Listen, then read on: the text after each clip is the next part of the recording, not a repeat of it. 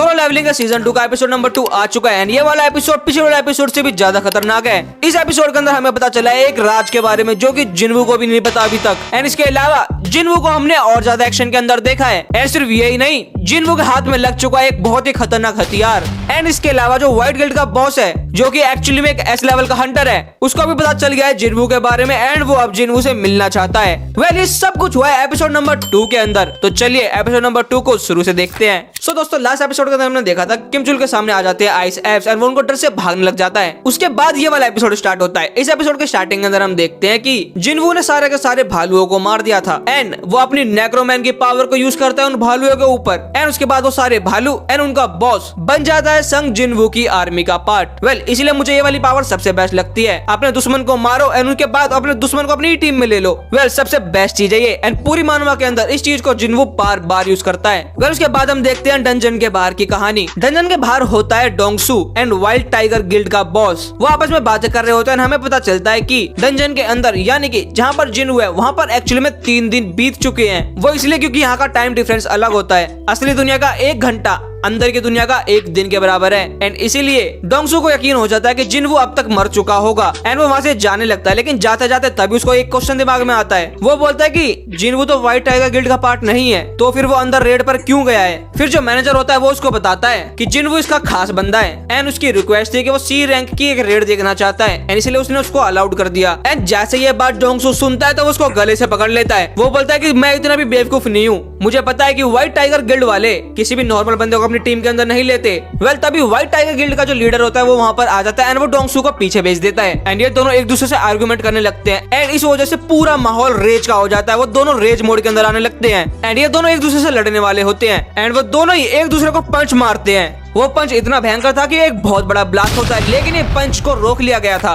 फिर उसके बाद हम देखते हैं कि डंजन के अंदर क्या हो रहा है। डंजन के अंदर किम चुल होता है जो कि आइस एप से बच के भाग के आया हुआ होता है। एंड वो पहुंच जाता है भटकते भटकते उसी जगह पर जहाँ पर जिन्वू ने भालुओं को मारा था एंड उनकी आत्मा को शैडो को अपनी आर्मी में ज्वाइन करवा लिया था। जब किम चुल उन भालुओं को देखता है तो वो शॉक हो जाता है। सबसे पहले वो सोचता है कि ई रैंक वालों ने इनको मारा है क्या, लेकिन फिर वो बोलते हैं नहीं, ई रैंक वाले नहीं मार सकते। इसका मतलब ये है कि यहाँ पर आइस स्लेयर्स आ चुके हैं। एंड वो डर के मारे वहाँ से भी भाग जाता है। एंड वहाँ से भागने के बाद वो पहुंच जाता है उस जगह पर जहाँ पर संग जिन्वू एंड उसकी टीम रुकी हुई है। एंड संग जिन्वू की टीम को देखने के बाद वो बहुत ज्यादा शौक में हो जाता है, गुस्से में हो जाता है। वो इसलिए क्योंकि उसकी पूरी की पूरी टीम मर गई। एंड यहाँ पर इसकी पूरी की पूरी टीम आराम से बैठी है, गपशप कर रही है। एंड इसलिए किम चुल गुस्से में उनके ऊपर हमला करने आ जाता है। वो बोलता है कि मेरी पूरी की पूरी टीम मर गई क्योंकि हमारे पास अच्छे गियर्स नहीं थे।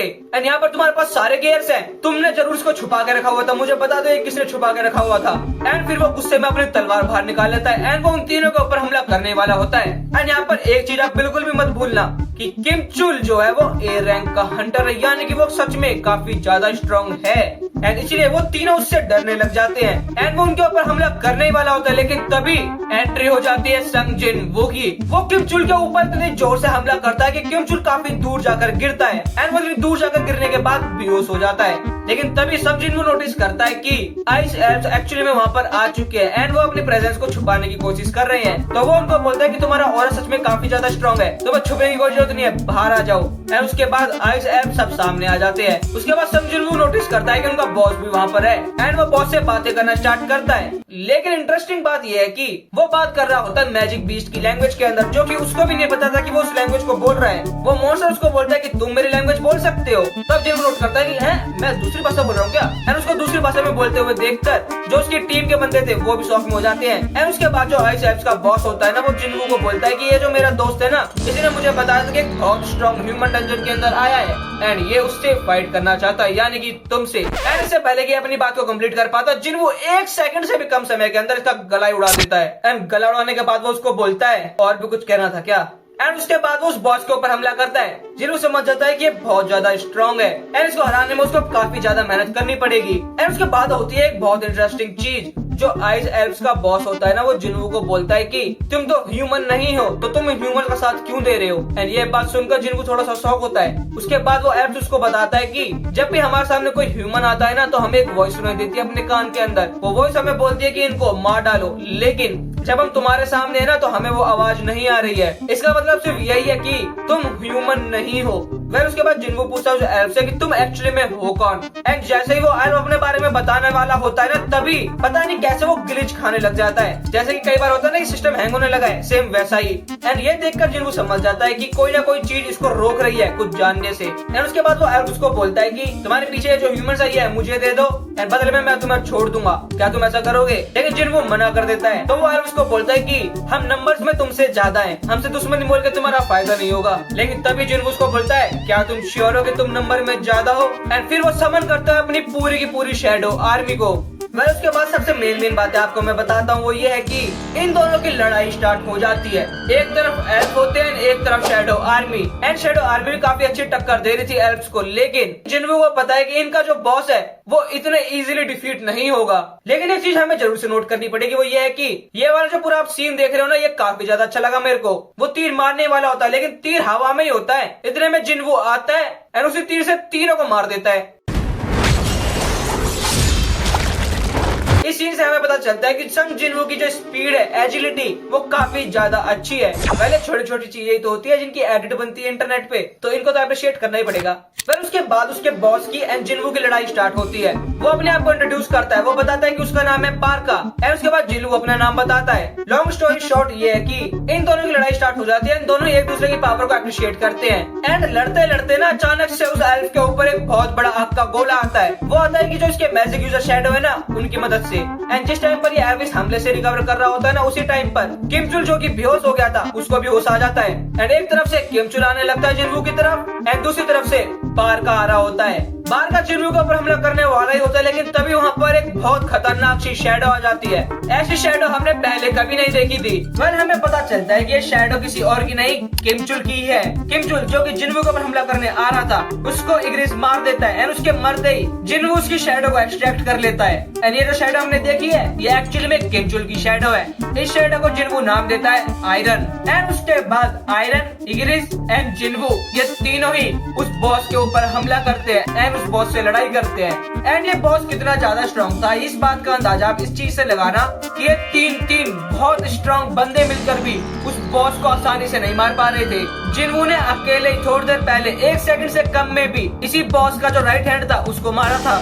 लेकिन ये बॉस आप सोच लो कितना ज्यादा स्ट्रॉन्ग है कि ये 3 बंदे मिलकर भी इसको ढंग से हरा नहीं पा रहे। लेकिन जिन्वू के पास सिर्फ ये दो कमांडर नहीं है, मैजिक यूजर्स भी है। जिन्वू अपना क्रेजी दिमाग लगाता है एंड अपने हर एक पावर को यूज करता है। आयरन को, इग्रिस को, अपने मैजिकल यूजर्स को, अपने मैजिकल वेपन्स को, हर एक चीज को यूज करने के बाद वो फाइनली उस बॉस को हरा पाता है। एंड उसके बाद जिन्वू बाकी सबको बताता है कि अब हम बाहर जा सकते हैं। एंड उसके बाद हम देखते हैं बाहर का सीन। 7 घंटे बाद, यानी कि डंजन के अंदर 7 दिन बिताने के बाद डंजन से बाहर निकलते हैं 4 लोग, Hunter Park, Hunter Gu, Jinwoo and वो दूसरी लड़की। एंड जो गिल्ड का प्रेसिडेंट था उसको यकीन नहीं हो रहा था कि जो सबसे लो लेवल के हंटर है वो बाहर निकले हैं एंड जो स्ट्रॉन्गेस्ट है वो मर गए। एंड वो इस चीज के बारे में जाकर जिन्वू से पूछने लगता है, लेकिन वो थोड़ा सा रूडली पूछ रहा होता है। लेकिन तभी जिन्वू उसको बोलता है कि मैं तुम्हारी गिल्ड के 2 बंदों को बचा के लेके आया हूँ एंड मुझे शुक्रिया कहने के बजाय तुम मुझसे ही रूड हो रहे हो। वेल ये सुनने के बाद जो प्रेसिडेंट बैक होता है वो उससे सॉरी बोलता है एंड जिन्वू उस लड़की को बिठाता है एंड वहाँ से चला जाता है। एंड उसके जाने के बाद जो प्रेसिडेंट होता है ना, वो उस मैनेजर को बोलता है कि कुछ भी हो जाए मुझे ये बंदा अपने गिल्ड में चाहिए।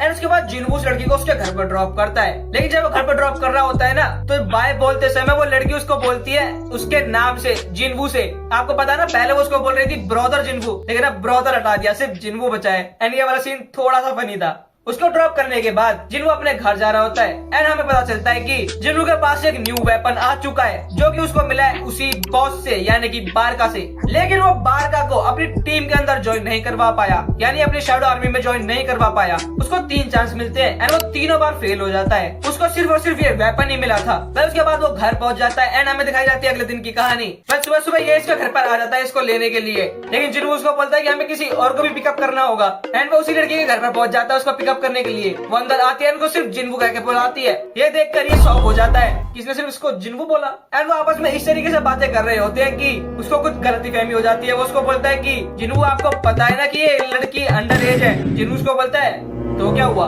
भाई। जिन्वू भी बिलीव करता है कि the younger the soul the tighter the whole.